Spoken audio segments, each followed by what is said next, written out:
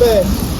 Bumapatak na naman ang ulan sa bubong. Grabe, patak ng patak. Ay, nako, ang lumot. Ano nangyari? At ngayong araw, maghahanda ko sa inyo ng episode na kakaiba dahil ako ay hindi maliligo. Maglilinis ang lumot. Anak ng kamote. At una natin gagawin ay sasahuran muna natin to. Pampalaw mamaya, pang kiskis. Pag napuno lahat yan, simulan natin maglinis ng lumot. Ano yung gusto to? Assignment nyo. Ang daming lumot, grabe.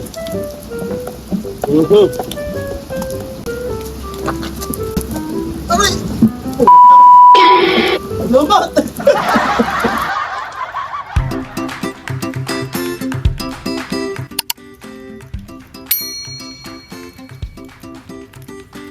Tag-ulan. Yes, tag-ulan na naman. At third quarter ng taon, July, August, September. Yan ang panahon na kung saan binubuhos talaga ang napakalalakas na ulan. Minsan, kung tawagin natin, ito ay habagat na kung saan walang tigil ang buhos ng ulan. Ganyan ang ginawa ng habagat. Sa loob ng ilang linggo, nakabuo tayo ng napakadaming lumot.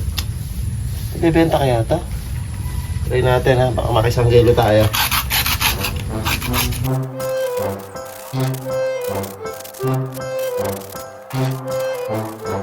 Ayos yung naisip mo ibebenta.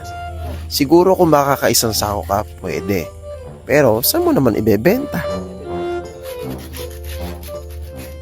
Okay, pwede na. Oh, anyari? Sandakot lang?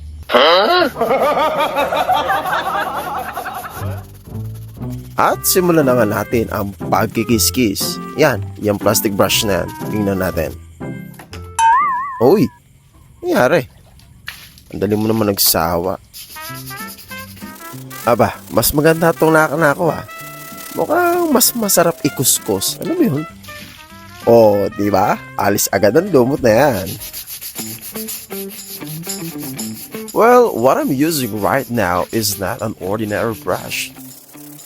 Actually, that brush is made out of steel, and that is called steel brush. Quite the opposite, right? Wala, hindi niya kaya. Ito lang talaga, it's steel brush. Kaya ang gagawin natin dito, fly away. Anak ng lumot, nakabasag pa. Oh my God!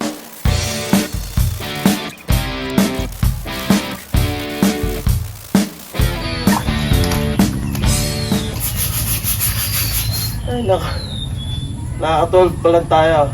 99 pa. Diyos ko, napakadami. Yes, sandamakbak niya. Naku, Diyos ko, napakadami at mas malumot pa iba dyan. Maniwala ka, sobrang lumot niyan.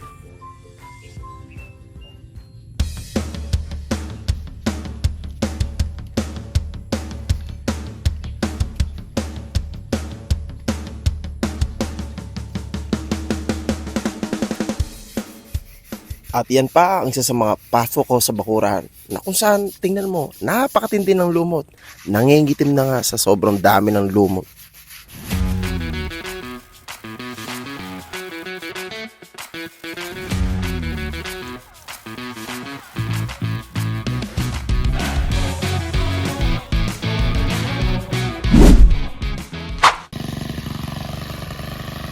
O ayan, kulay labanos na mga concrete bricks ko sa pathwalk at tatangkihin ko naman siguro na pakinisin ang mga bawat pagitan nito. Sa madaling salita ay kakalbuhin ko muna itong mga damo na to para sa ganun ito tumubo ng makinis na makinis. At pag natapos yan, abe, may masasabi natin, wow! Wow!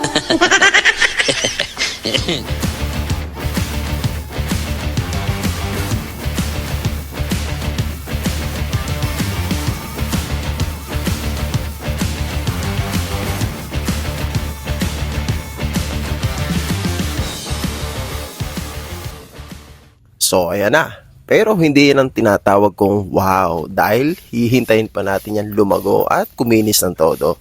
So sa ngayon, pinadilaan pa lang natin at parang kulang pa nga eh. Pipitingin ko pa o sasalatin ko pa ng konti. So actually, hindi pa siya tapos eh. Hindi pa ako satisfied. Kailangan pa siguro natin ng konti pang pasada o final touch eka nga.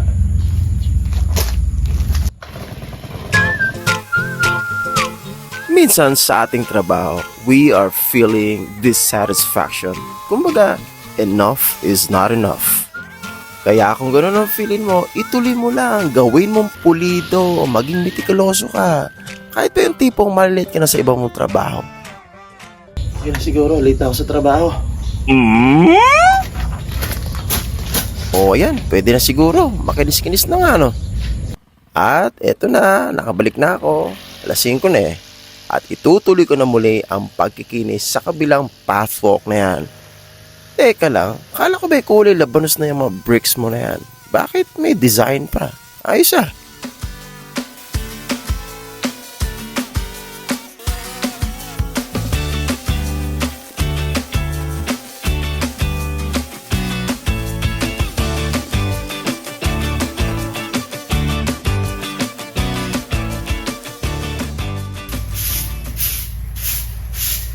Alam nyo, ganun tayo mga marali tao yung tinatawag na minimum wage earner. Ang ibig ko bang sabihin ay, bago man tayo pumasok at makabalik na mula sa ating trabaho mismo, kailangan nating kumilos, magtiyaga at magsipagsibagan sa ating tahanan at sa ating bakuran. Kasi nga, wala naman tayong asahan eh. Wala tayong katulong, wala tayong pera. Sa madaling salita, tayo mga tukha.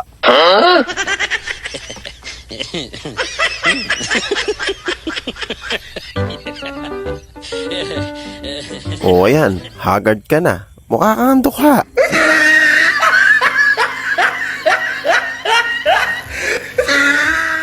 Alam mo yun, galing ka na sa trabaho, pagod ka, haggard.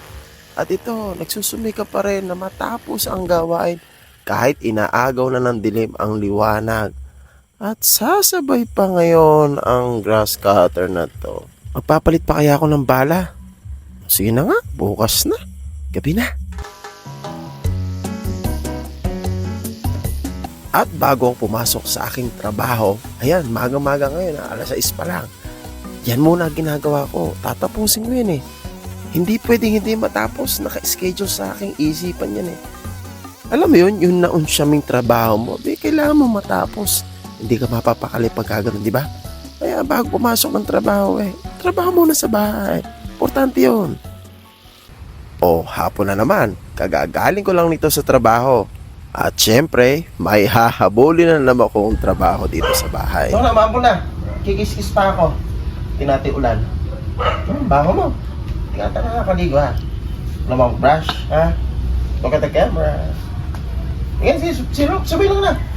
Maulan na. Tinati ulan. Tagal naman. Ang hirap ang brush, walang tubig. Ulan.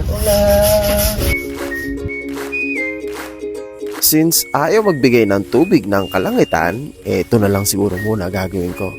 Medyo madami-dami din yung mga kalat o dahon sa aking lawn.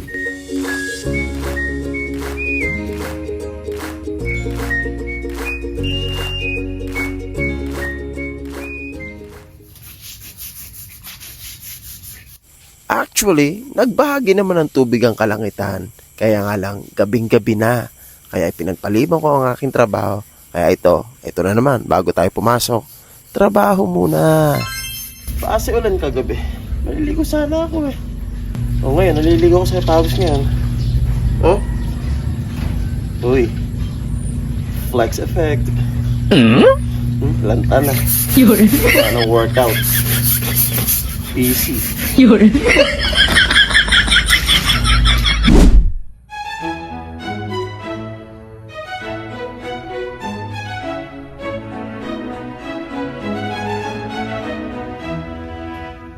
Ganito talaga ang ating buhay sa ating mga tahanan at sa ating bakuran.